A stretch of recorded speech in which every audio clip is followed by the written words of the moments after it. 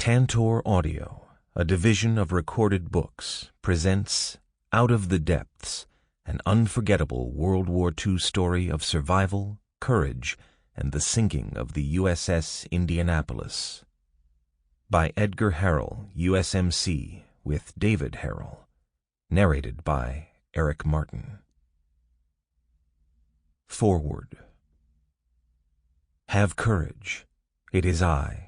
Do not be afraid. Matthew, chapter 14, verse 27. When that command was issued more than 20 centuries ago, it was to a group of fearful men in peril on a dark and dangerous sea. No exhortation is more appropriate to this chronicle than those words of Jesus Christ. Shortly after midnight on July 30th, 1945, just weeks before the end of World War II, the Japanese submarine I-58 launched a spread of torpedoes at the USS Indianapolis. 2 of the fish found their mark. In less than 15 minutes, the heavy cruiser, a battle-scarred veteran of the bloody campaigns for the Marianas, Iwo Jima, and Okinawa, went down without a trace, and without anyone but the survivors knowing the ship had been lost. Some 900 of the ship's 1,196-man crew, cold, oil-soaked, many with injuries, were suddenly alone in the shark-infested waters of the Philippine Sea. For 5 horrific days after the sinking, their numbers were cruelly depleted by shark attacks, saltwater poisoning, hypothermia, and dehydration. When they were finally spotted and rescued, only 317 remained alive. This is their story, recounted by one of their own, Edgar Harrell, a young member of the ship's U.S. Marine detachment. It is an unparalleled account of perseverance, courage, self-sacrifice, and faith. It has been a great blessing to spend most of my life in the company of heroes. By hero, I mean a person who has wittingly put himself in grave physical jeopardy for the benefit of another. Heroes are people who overcome evil by doing good at great personal risk. Through self-sacrifice, fortitude, and action, whether they succeed or fail, heroes provide a moral and ethical framework and inspiration for the rest of us. Unfortunately, our modern definition of hero has been stretched to include all manner of people. The athlete who just set a new sports record isn't a hero, nor is the daring movie star, or even the adventurer out to be the first solo climber to scale Mount Everest. They may be brave, but they don't meet the definition of a hero, for whatever they achieve benefits only themselves. Real heroes are selfless. My father was one. Many of the Marines with whom I was privileged to serve for nearly a quarter of a century were heroes. The firemen and police who rushed into the World Trade Center buildings and the Pentagon on 9/11 fit the description. Today, a good number of young soldiers, sailors, airmen, Marines, and guardsmen that I cover for Fox News certainly meet the criteria. And Edgar Harrell, survivor of the catastrophic sinking of the USS Indianapolis, is a hero. The true story that Edgar Harrell and his son David recount in this book is far more than a tale of terror on the sea. Together, they have prepared a timely and relevant work for a new generation of Americans once again confronting an enemy that teaches young men not how to live, but how to die the right way. The kamikaze pilot who crashed his plane into the Indianapolis on March 31st, 1945, differs little from the 19 terrorists of 9/11 or the suicide car bombers trying to kill U.S. soldiers and Marines today in the Middle East. All of that, and much more, is in this book. It is a gripping tale of men tested beyond anything they thought possible, and how they responded with bravery, endurance, and faith in the face of fear and overwhelming despair. Edgar Harrell is not the only hero in this book, but his faith is a testament to the Marine Corps motto, Semper Fidelis, Latin for always faithful. Lieutenant Colonel Oliver L. North, USMC, retired, host of War Stories, Fox News Channel. Introduction by David Harrell. Where can I go from your spirit, or where can I flee from your presence? If I ascend to heaven, you are there. If I make my bed in Sheol, behold, you are there. If I take the wings of the dawn, if I dwell in the remotest part of the sea, even there your hand will lead me, and your right hand will lay hold of me. Psalm 139, verses 7 through 10. It is easy to grow up in the United States of America and take for granted the wonderful freedom we enjoy. I confess that I have been guilty of being unintentionally indifferent about our nation's liberty, and perhaps even harboring an unwitting apathy concerning the wars that bought it. All too often, Memorial Day and Veterans Day come and go with little serious reflection about the enormous sacrifices that have been made. Maybe this describes you as well. However, the bubble of peace and prosperity that once preserved my cavalier attitude was suddenly popped by the terrorist attacks of 9/11. Instantly, all Americans saw with their own eyes what evil looks like, up close and personal. Our false sense of security exploded along with the Twin Towers, the Pentagon, and United Flight 93 in a Pennsylvania field. With shocking abruptness, we were all reminded that freedom is not free, a simple yet profound truth our veterans know all too well. Because of 9/11, I began to think deeply about our nation's history. Like never before, the stark realities of past wars and the valiant men and women who fought them were thrust into the forefront of my mind. Almost overnight, I developed a keen awareness of the evil that plunged us into World War II, the same kind of wickedness that now plagues the world through radical Islam. I also began thinking about the part my father played in that war, along with his shipmates aboard the USS Indianapolis. I remember Dad's reaction to 9/11 was simply, "Here we go again." He was right. The same diabolical evil that motivated our enemies in World War II was once again at work. And once again, men and women of valor must take up arms to ward off barbaric aggressors, heroic soldiers willing to give their lives to preserve our freedom. But what is sad is how quickly we forget the noble military contributions of the past. I remember hearing Dad talk about the war from time to time when I was a little boy. I recall his reluctant stories about the secret mission of the Indianapolis, the atomic bomb components they carried, and especially the gripping tales about the sharks when the crew was lost at sea for 5 days. I even remember attending some of the Indianapolis reunions and meeting Captain McVeigh and being awestruck by his white Navy uniform and medals.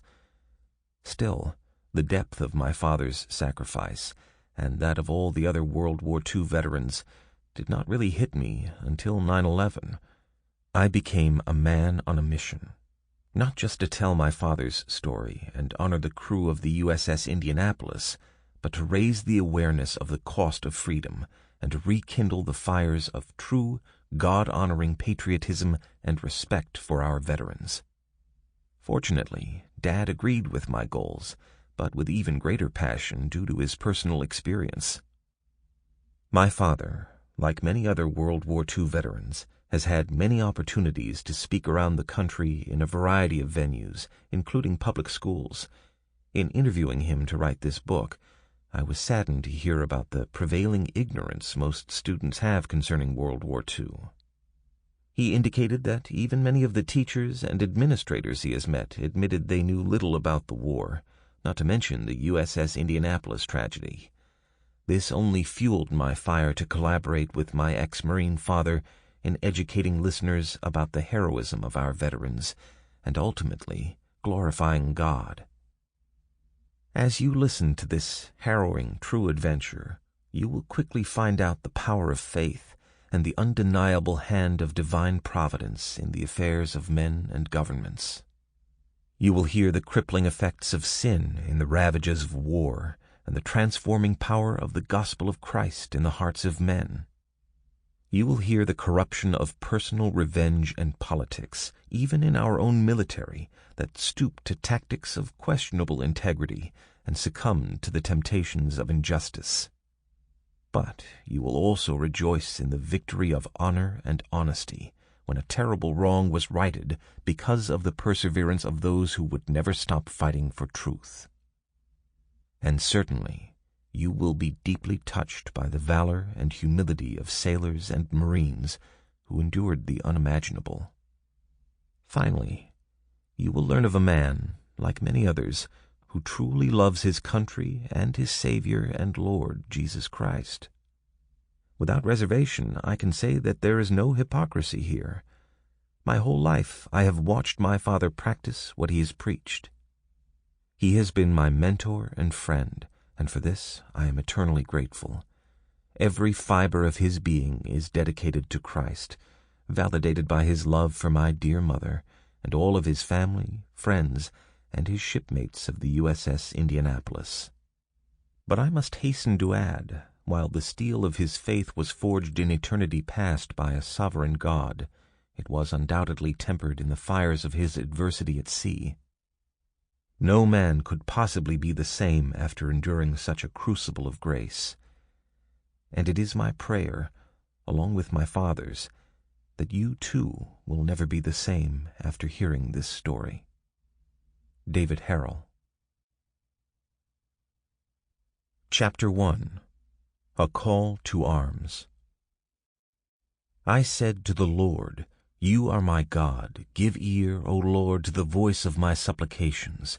O God, the Lord, the strength of my salvation, you have covered my head in the day of battle. Psalm 140, verses 6 through 7. Every survivor of war has stories to tell. Stories of triumph and tragedy, faith and fear. Stories like mine, where fact is often stranger than fiction.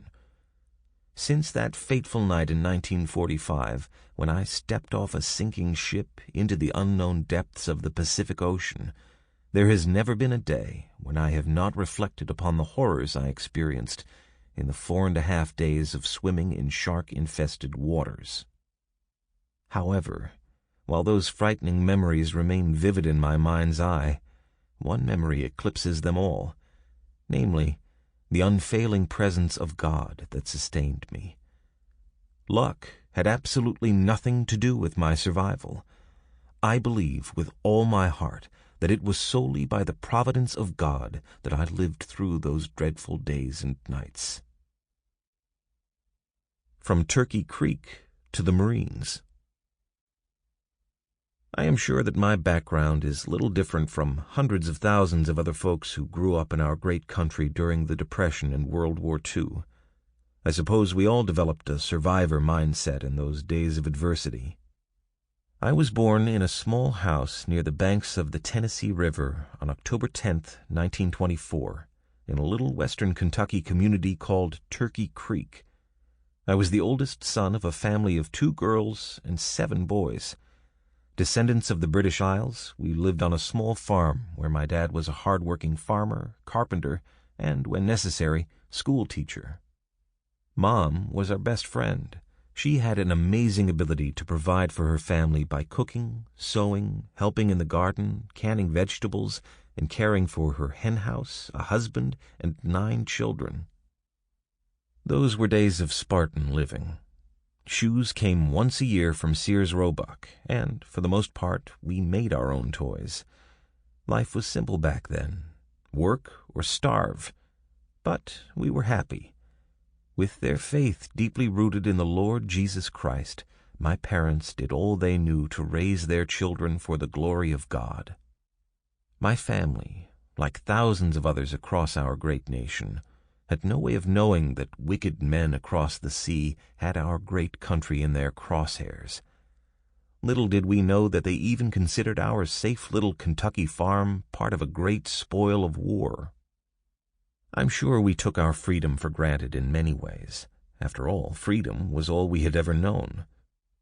But by the time I was a junior in high school, the war in the Pacific was in full swing. with the decisive battle at Midway proving to be a turning point for the Allied forces in the Pacific, and convinced that my home and family were in imminent danger, I felt compelled to do my part by volunteering for the United States Marine Corps.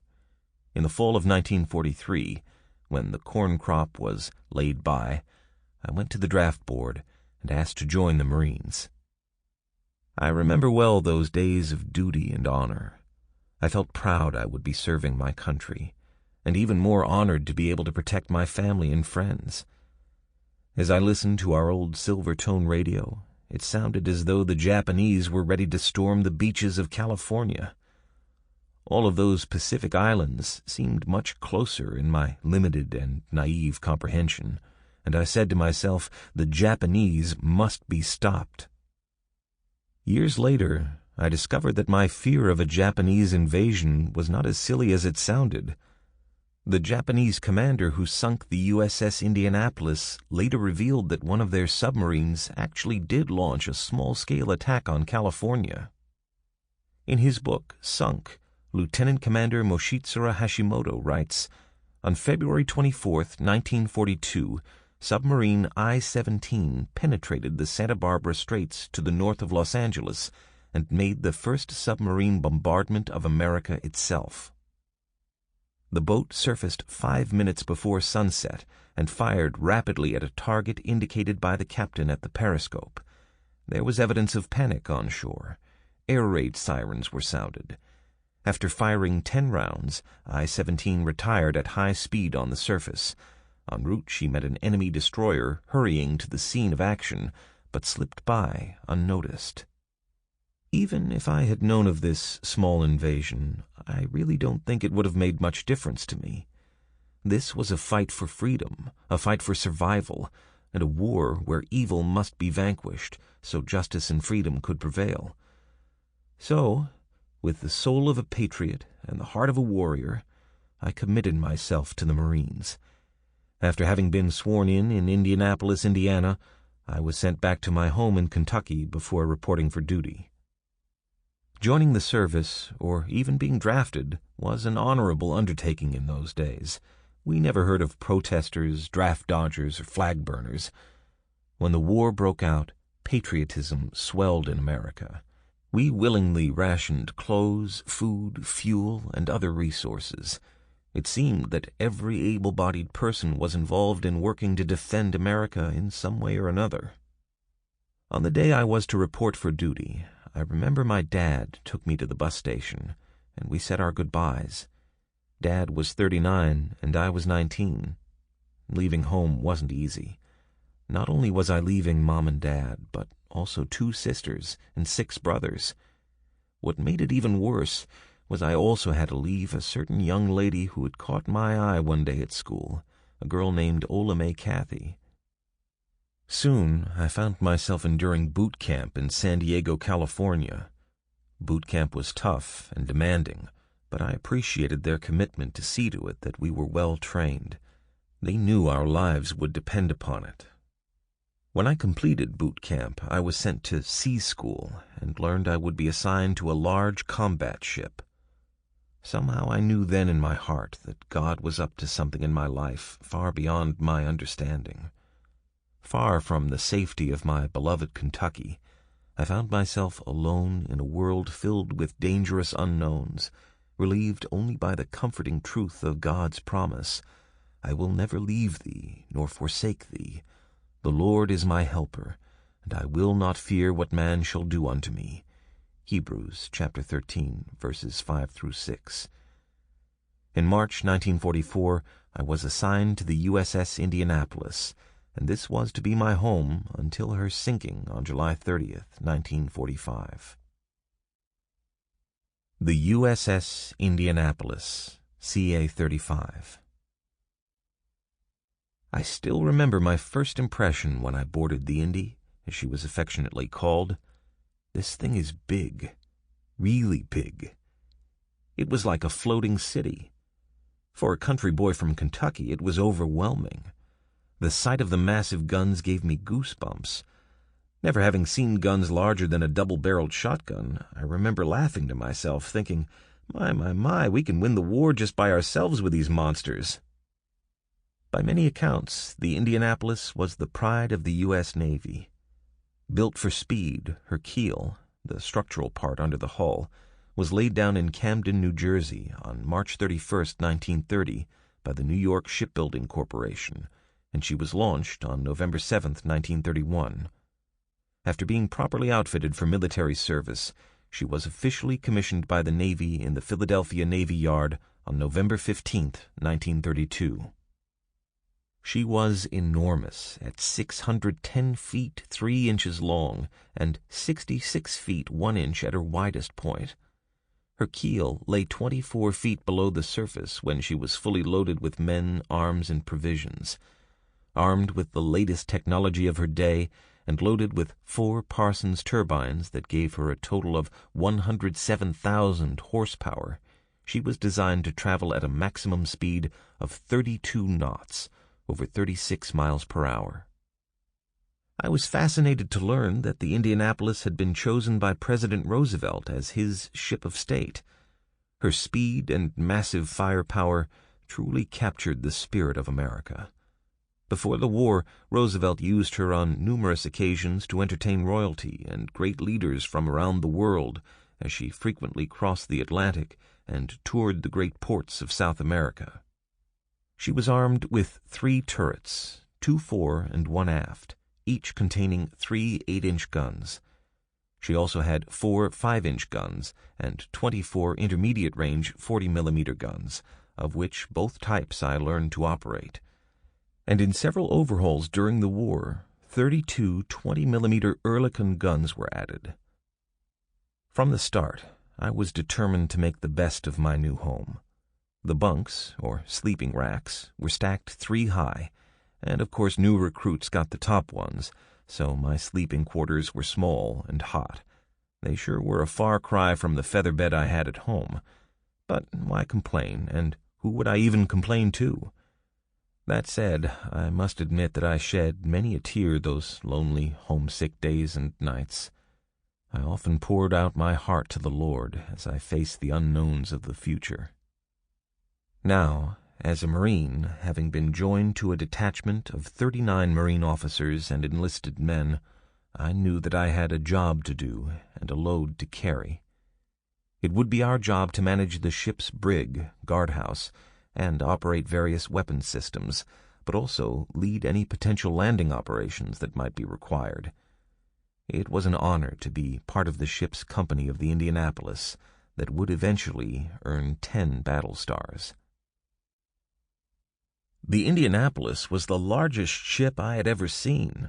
Having grown up during the Depression in Chicago, seeing the magnificent ship was one of the greatest moments of my life. I hadn't seen a boat much bigger than a canoe for most of my life. The biggest thing I'd ever seen was a barge offshore on Lake Michigan. Not only was the Indianapolis larger than this barge, but I got to see it sitting right there in the bay before me. Survivor Michael N. Kurilla, Jr. A mysterious departure. Years after the war, I learned of some intriguing history involving the Indianapolis that helps set the stage for the story you are about to hear. In April 1940, when tensions concerning Japanese aggression began to mount, the U.S. fleet, including the Indianapolis, was moved from the West Coast to Pearl Harbor, Hawaii. But just before the Japanese attack at Pearl Harbor, the Indianapolis was suspiciously removed from port, as if someone knew what was coming and wanted to protect her. To this day, these unexplained maneuverings remain a mystery.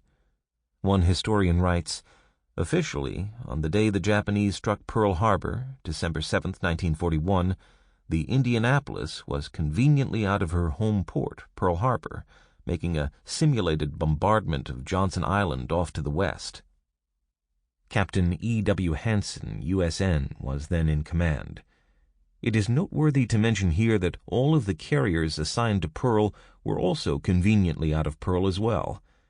Indianapolis immediately joined Task Force 12 to search for the attacking Japanese carrier force.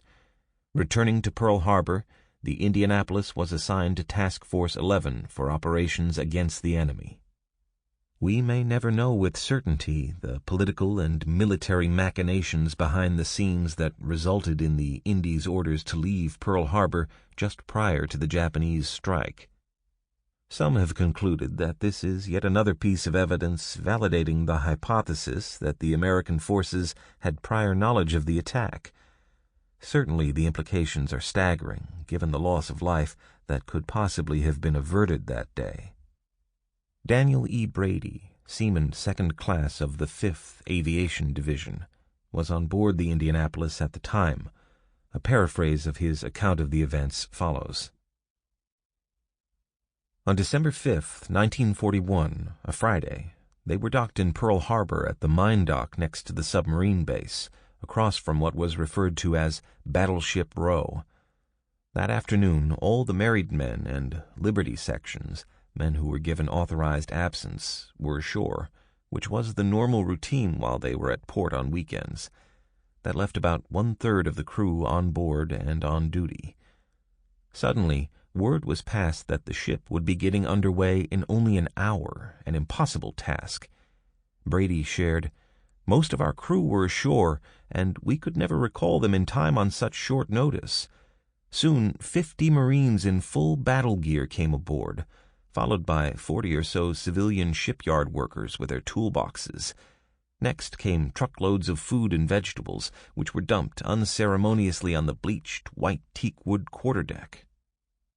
The quarterdeck, which is part of a ship's upper deck near the stern, is generally set apart for admirals, captains, and other official and ceremonial usage. Tossing food onto its surface would have been unheard of. In fact, enlisted men weren't even allowed to walk across it with their shoes on. Sure enough, the Indianapolis was underway in 1 hour's time, leaving behind much of her crew as she steamed out of Pearl Harbor. The crew on board was not told where they were headed until they arrived Sunday morning at a small island about 700 miles southwest of Hawaii. As the crew began unloading, they heard rumblings and rumors that the Japanese were bombing Pearl Harbor. Immediately, they had to prepare the ship for battle. They threw overboard everything that had the potential to burn, from lumber and small boats to President Roosevelt's own beautiful bedroom suite that he used when he was aboard, since the Indianapolis was his favorite ship. Then the Indianapolis sailed for Hawaiian waters once again and joined up with the Lexington, an aircraft carrier. But they weren't able to enter Pearl Harbor for 7 days, attempting 3 times, as Japanese submarines were trying to sink the Lexington in the entrance to the harbor. Finally, they made it into the harbor and looked upon the damage that the attack had wrought. If they had remained there, the Indianapolis would have surely been destroyed. Brady, among others, believed someone must have known the attack would take place and made sure it sailed away to safety at just the right time. Whether they're right, I cannot say. In some ways, it seems as though I never left the Indy. Indeed, her story lives on even after all these years, even though, or because of, the mystery that shrouds her story. Perhaps no other ship in wartime history has grabbed the interest of the American people like the Indianapolis.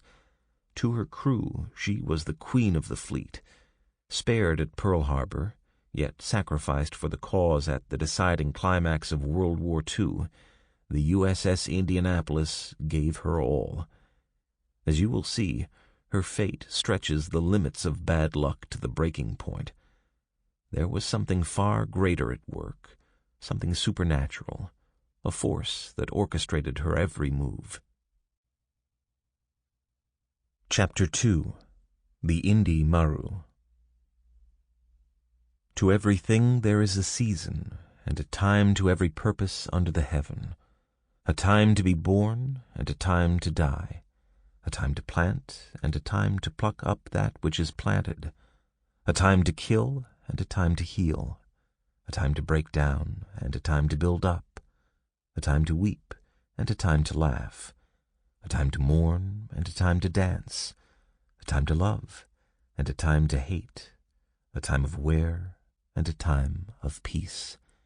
Ecclesiastes chapter 3, verses 1 through 4 and 8. While the war raged across the sea, the USS Indianapolis... Sample complete. Ready to continue?